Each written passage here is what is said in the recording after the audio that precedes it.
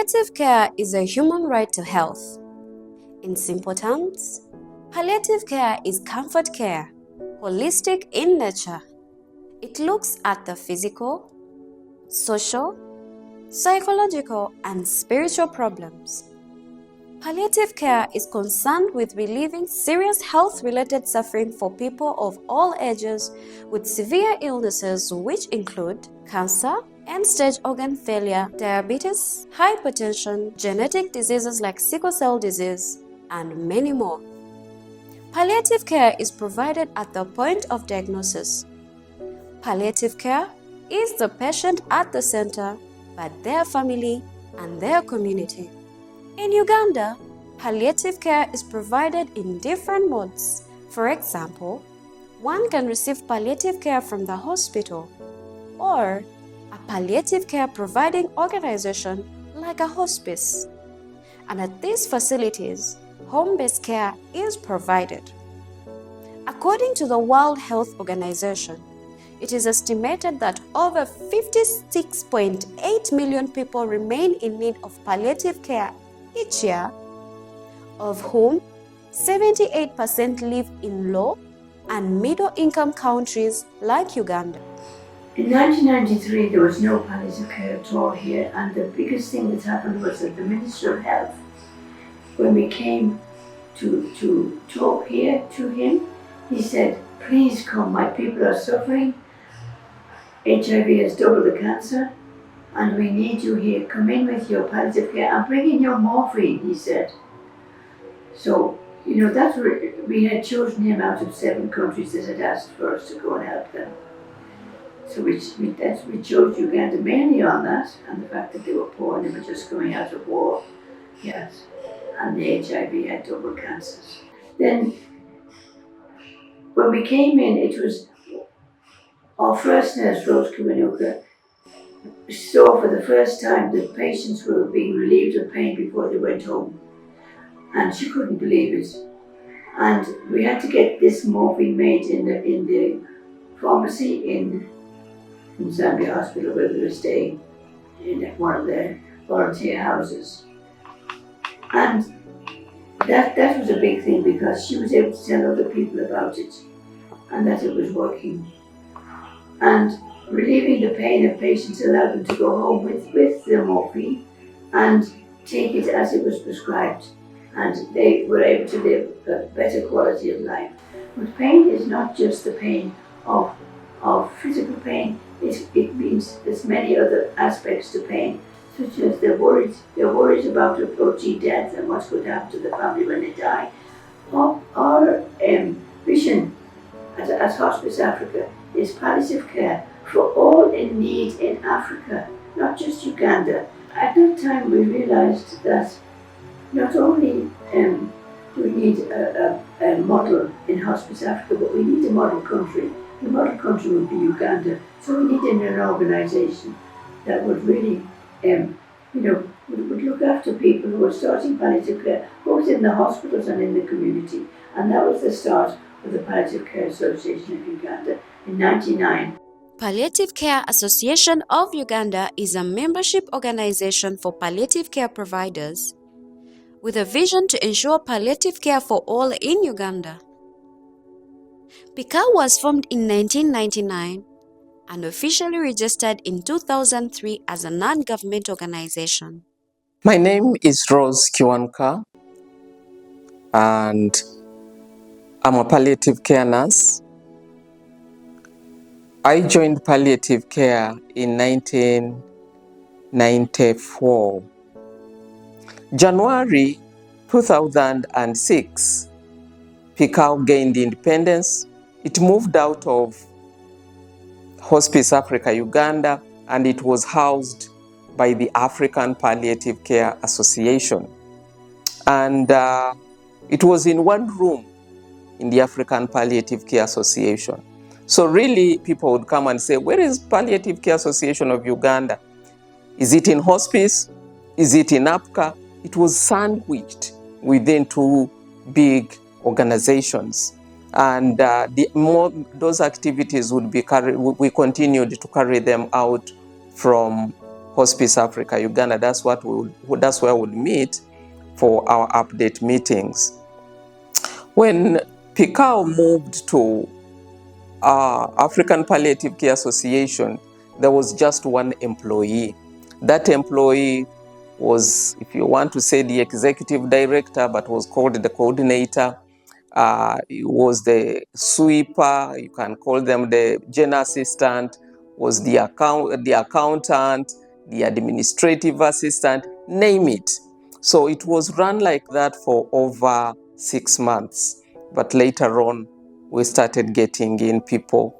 We had our first administrative assistant after 6 years. And in 2009, the Palliative Care Association of Uganda moved out of Apka to Kizungu Lane. It got an opportunity to have its own home, but we were renting then, and kind of that helped to give us visibility, really. People started knowing. We had our own poster there, signpost.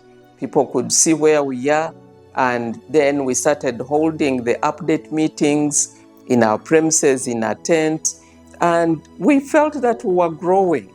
We worked very closely with Ministry of Health to ensure that those who had trained in palliative care were followed up in their places of work, talking to the administration, the district officials, to ensure that these people get support and continue to provide palliative care services. Then in 2012, we were lucky to get a home for the Palliative Care Association of Uganda, and we were supported by the Exit Fund of the Diana Princess of Wales and Center for Hospice Care, which has continued to be a good partner of the Palliative Care Association of Uganda. And the home happened to be in Kitende, and that is where Palliative Care Association of Uganda is up to now. As the mission states, PCAU works closely with the Ministry of Health to integrate palliative care in Uganda's healthcare system through capacity building, advocacy, and research. In the last 25 years, the association has grown to over 1,500 individual members and over 30 member organizations. The palliative care services have reached 107 districts of Uganda, with 230 accredited facilities within these districts, 13 standalone hospices throughout the country, and over 300 health facilities are accredited to order for, stock, and prescribe oral morphine in the country. As the Palliative Care Association of Uganda, we continue to see progress. This progress may not be at the speed that we really need it to be, but we see progress in education for palliative care. People in Uganda now can attain a diploma, a degree, and a master's degree in palliative care within our country. We see a progress in access to essential medicines for palliative care. We, especially oral liquid morphine and other pain medicines, we see progress slowly but steadily. We have come from far, and we know that we will go ahead. We see progress in generating evidence, in data, in research. We see that the Ministry of Health has integrated, after our appeal and advocacy, collecting data for palliative care. And we know that within years to come, we will have a lot of information and evidence to inform decision-making about palliative care. We host currently the largest cancer and palliative care conference in our country and in our region. And we see partnerships that continue to come, continue to thrive. We see support and we see the integration of palliative care services taking shape steadily. We would like it to be faster, but we see that there is effort by people who are doing their best. We see that we continue to realize the empowerment of people and communities, the sensitization, the development of information material, the innovation in programs. We see hospices innovating and going into the community to even talk about prevention of disease, prevention of cancer, prevention and treatment. We see hospices and hospitals doing their best to innovate. I would really like to see that this concept starts right from the grassroots, from our children. And if it goes even in the schools, the concept of palliative care, it will be very good. For instance, now we have started school clubs, kind of introducing palliative care concept in, so that they can also get the culture of caring for others. We are calling it compassionate community care. We have schools that we have interested, like Taiba International School, Kajansi Progressive School. We have also another primary school that we are encouraging to get into this, and we want this to spread in schools, so that people grow up knowing that there is palliative care and it needs to be supported. Patients need to be supported, because today it is somebody else, but you don't know what tomorrow will bring. Therefore, the concept needs to come right from childhood. We would like that this approach reaches to everybody who is in need. We would like to make sure that there is a fast tracking of a policy and a guideline for palliative care in our country, that we have a national palliative care strategy to even put the standard of care such that as we look at the quality of what every patient in our country is receiving, that it has a measure. We would like to see stronger structures, that now that we have a structure at the Ministry of Health for palliative care, where we have an assistant commissioner, that it's cascaded down, that at the regional, that at the hospitals, that the position that have been put within the structure by government, that they are filled and the palliative care providers are recognized within our structure. We would like to see more funding. We would like to see more attention to the dignity, to the needs of patients across the country. We would like to see more attention even to the indigent, because you know that the out-of-pocket expenditure for our patients and our people in the communities is so high when it comes to healthcare. And of course, we would like to see that even the staff, the members of organizations of PCAU, the staff who are working in hospices, staff working in palliative care units are recognized, are honored, are facilitated well to do their work.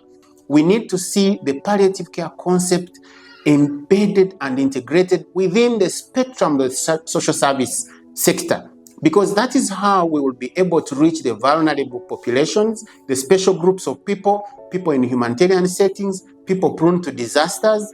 The social services sector, the whole of it, we need to see that palliative care is key, is integrated, and that the people providing social services at all levels of our structures are empowered and are equipped with information, so that there are no biases, there are no misconceptions on the work they can deliver, because we know that be it any sector that is touching the lives of people in our country, they need this approach to integrate within the care.